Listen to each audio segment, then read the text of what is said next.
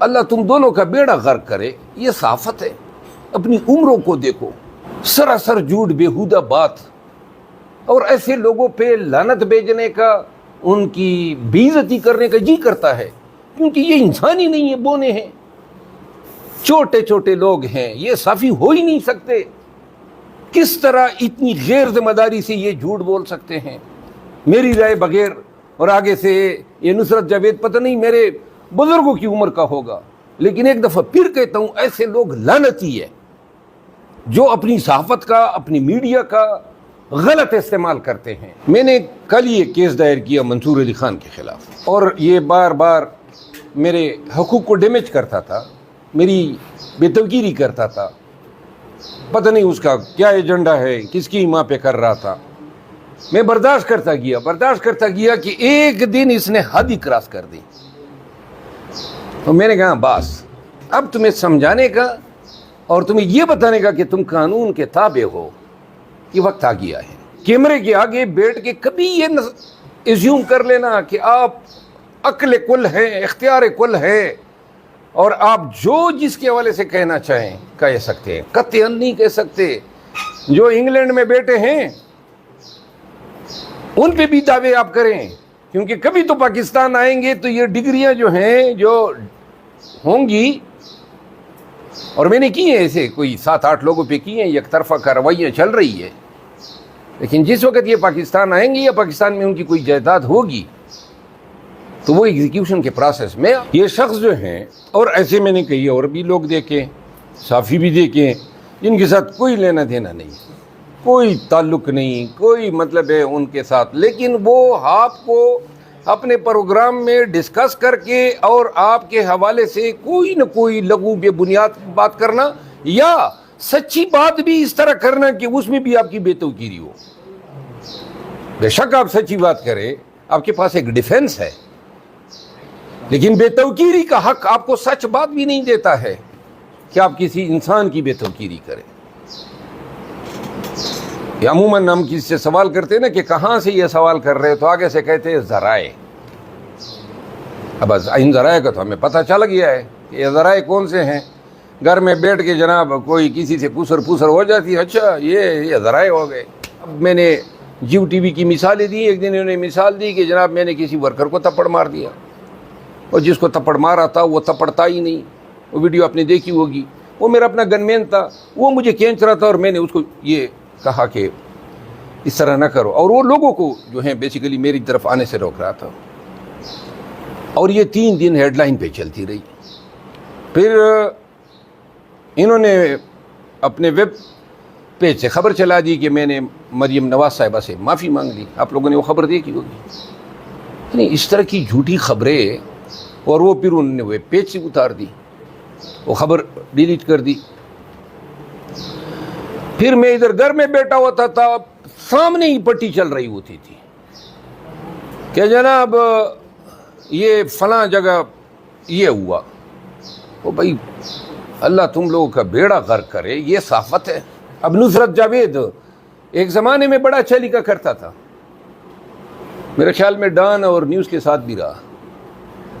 اس دن اس نے ایک ٹویٹ چلائی، اب اس کی عمر دیکھو، اس کی ایکسپیرینس دیکھو، یہ نہیں ہے نا کہ 2 یا 4 سال کا کوئی ینگ صحافی ہے، اور ایک اور ساتھی صحافی کو بلاتا ہے، بٹھاتا ہے، اور پھر لائیو کنورسیشن میں میرا ذکر ہوتا ہے، اور کہتے ہیں کہ جی میں نے سعودی ایمبیسیڈر تک رسائی حاصل کرنے کی کوشش کی، میں اسے ملنا چاہتا تھا۔ یعنی کہ اللہ تم دونوں کا بیڑا غرق کرے، یہ صحافت ہے؟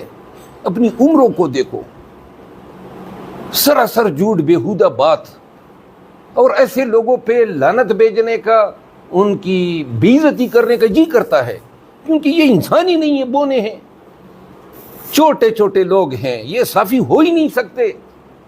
کس طرح اتنی غیر ذمہ داری سے یہ جھوٹ بول سکتے ہیں میری رائے بغیر؟ اور آگے سے یہ نصرت جاوید پتہ نہیں میرے بزرگوں کی عمر کا ہوگا، لیکن ایک دفعہ پھر کہتا ہوں، ایسے لوگ لعنتی ہے جو اپنی صحافت کا، اپنی میڈیا کا غلط استعمال کرتے ہیں، جھوٹ بولتے ہیں، کسی کی اشارے پہ یہ خبر کسی نے، میرے مخالف نے ان کے منہ سے کہلوائی، اور یہ استعمال ہوئے. تو لہٰذا ان کی کوئی توقیر بنتی نہیں ہے. اور اگر کوئی میری توقیری کرے گا، میرا حق ہے کہ میں 10 گنا اس کو ریٹرن کروں کہ جی لے لو، سود سمیت لے لو. آئندہ جھوٹ بولو گے تو یہ یاد رکھیں گے کہ فلاں نے اس طرح ریئیکشن دیا تھا. لوگوں کے دل جلتے ہیں، ان کی عزت ایٹ سٹیک ہوتی ہیں، ان کی انائیں ایٹ سٹیک ہوتی ہیں. اور آپ نے اپنے چینل میں خبر کے چکر میں یا کسی کی ایما پہ آپ نے یہ لائسنس حاصل کر لیا کہ جس طرح بولنا چاہیں گے بولیں گے. نہیں بولیں گے، کوئی حق نہیں ہے آپ کو بولنے کا. لیکن چونکہ یہ پہلی دفعہ انہوں نے یہ کام کیا تو میں نے کوئی قانونی کارروائی نہیں کی. میرا دل بہت چاہتا تھا، لیکن چونکہ پہلی دفعہ البتہ ریپیٹ کر دیں تو ریپیٹر کو پھر نہیں چھوڑنا چاہیے.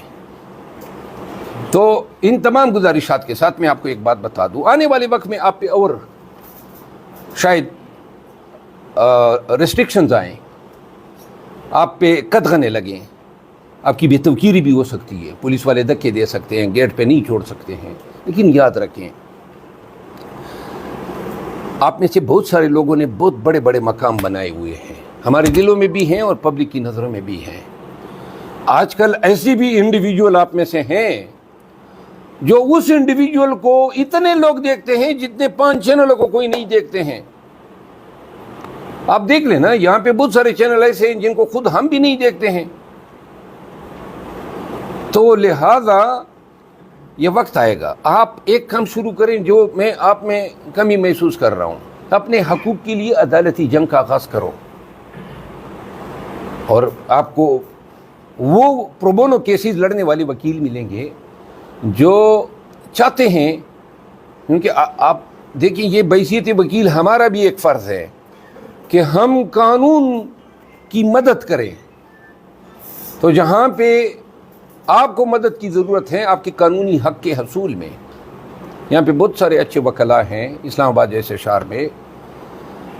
اپنے میٹرز کو لے جایا کرو. مثال کے طور پہ آپ اسپیکر نیشنل اسمبلی نے یہ آپ کی اسمبلی میں داخلے پہ قدغن لگا دی، تو بحیثیت ایسوسیشن کے بیٹھ کے سب ایک ویڈیو میسج بنا دیتے اور ٹویٹر پہ چلاتے، اس پہ احتجاج کرتے. اسپیکر صاحب سے مطالبہ کرتے کہ جناب کیوں آپ لوگوں کو یہ اس حق تک رسائی جو ہے انفارمیشن کے حق تک، کیوں آپ اس پہ قدغنیں ڈال رہے ہیں. تو یہ بات اٹھتی چلتی، اسپیکر صاحب کے کانوں تک بھی پہنچتی. دوسری بات یہ ہے کہ پیسے کمانے کے چکر میں ساتھ میں کچھ اپنے پیشے کے تحفظ کے لیے بھی کچھ وقت اپنی ویڈیو میں دیا کریں. کچھ ٹائم اسی پر بھی ہونا کہ کہاں کہاں پہ آپ کے ساتھ زیادتی ہو رہی ہے، کچھ اس پہ بھی بولا کریں. ہائی کورٹ میں ہوتی ہیں، الیکشن کمیشن میں ہوتی ہیں، کسی سرکاری دفتر میں جاتے ہوئے کوئی آپ کو روک نہیں سکتا ہے. یاد رکھیں، یہ پارلیمان کوئی نو گو ایریا نہیں ہے، یہ نیشنل اسمبلی یا سینٹ یہ کوئی نو گو ایریاز نہیں ہے، یہ سرکاری دفاتر نو گو ایریا نہیں ہے. آپ کی موومنٹ کو پاکستان کے ٹیریٹوریل جورسڈکشن میں کہیں پر قدغن نہیں لگایا جا سکتا، ماں سوائے وہاں پہ جہاں قانون نے ایکسپریسلی کوئی قدغن لگائی ہو. مثال کے طور پہ کینٹونمنٹ ایریاز ہیں.